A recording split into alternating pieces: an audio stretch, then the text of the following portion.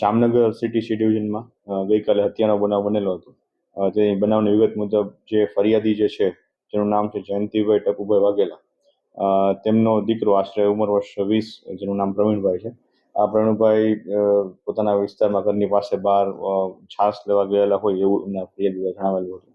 અને તે દરમિયાન આ કામના જે આરોપી છે, જેમાં એકનું નામ છે જીણો સુરેશભાઈ વરણ, એની સાથે કોઈ બાબતે રકઝક થતાં બોલાચાલી થતાં છરીનો ઘા દ્વારા મારવામાં આવેલો હતો. અને આ છરીનો ઘા એના રાઈટ સાઈડના એબ્ડોમિનલ પાર્ટમાં લાગતા જે જીવલેણ સાબિત થયો હતો અને એનું મૃત્યુ થયેલું હતું. આ બનાવના આધારે Jamnagar city C division police સ્ટેશનમાં ભારતીય ન્યાય સંહિતાની કલમ 103 અને 54 અને જીપી એક્ટ 135 મુજબનો ગુનો દાખલ કરવામાં આવેલો છે. અને આરોપીઓને હાલ હસ્તગત કરવાની પ્રક્રિયા ચાલુ છે અને આગળની તપાસ city C division police station દ્વારા કરવામાં આવી રહી છે.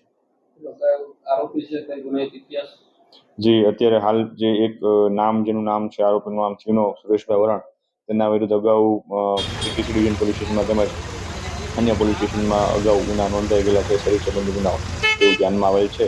વિગતવારનો અહેવાલ બાકી છે કે જેમાં અગાઉ એના કયા કયા પ્રકારના કયા હેડ નામના